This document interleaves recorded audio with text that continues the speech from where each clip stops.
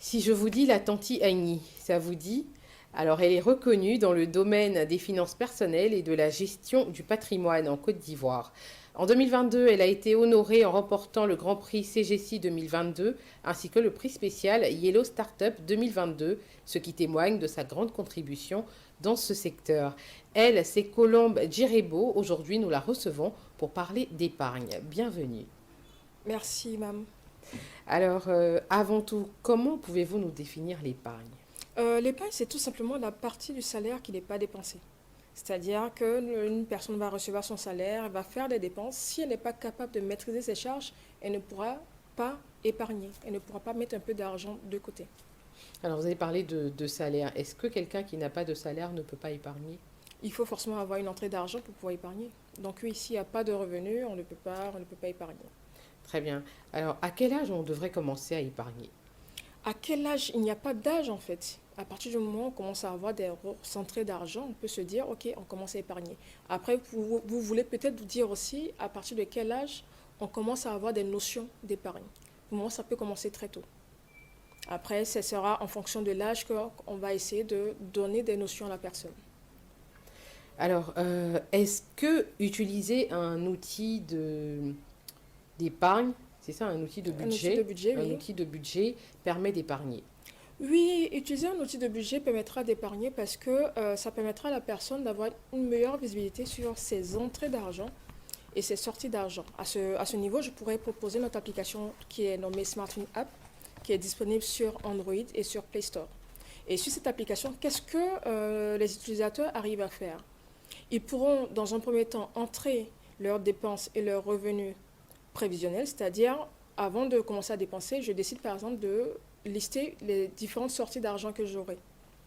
Dans un deuxième temps, ces personnes vont revenir noter dans l'application les dépenses réelles qu'elles effectuent.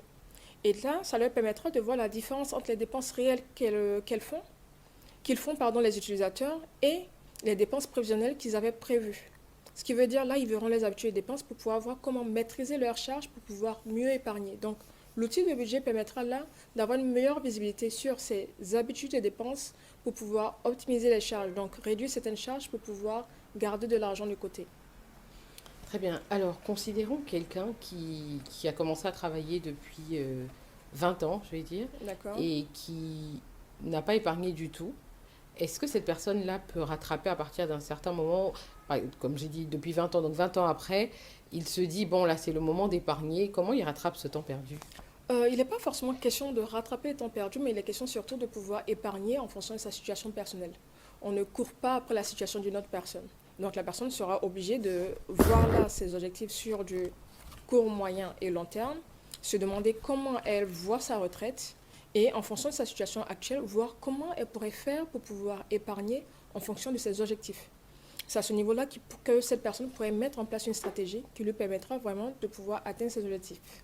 Alors, en parlant de retraite, donc, est-ce que, au fur et à mesure qu'on se rapproche de la retraite, notre épargne, on l'augmente ou on garde le même niveau? Comment on organise tout ça?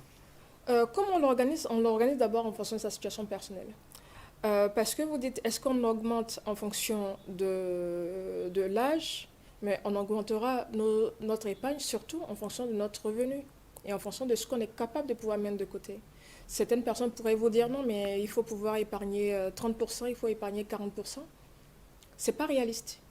Parce qu'il y a des personnes aujourd'hui à qui on pourrait dire épargner 30% chaque fin de mois. Vous allez remarquer que ces personnes-là, à partir d'un certain moment du mois, elles n'ont plus d'argent. Elles sont obligées de partir prendre de l'argent dans le compte épargne pour pouvoir venir faire face à ces charges. Donc là, ce qui est surtout recommandé, c'est de constamment être en train d'épargner en fonction de sa situation personnelle. Et après, il faut toujours déterminer ses objectifs pour revenir se dire, ok, là, par rapport à mes objectifs, il faut que j'améliore maintenant ma capacité d'épargne. Donc, que je vois quelles sont les charges que je vais réussir à réduire ou comment je fais pour pouvoir trouver d'autres sources de revenus qui me permettront de pouvoir améliorer là ma capacité d'épargne pour pouvoir réaliser mes projets.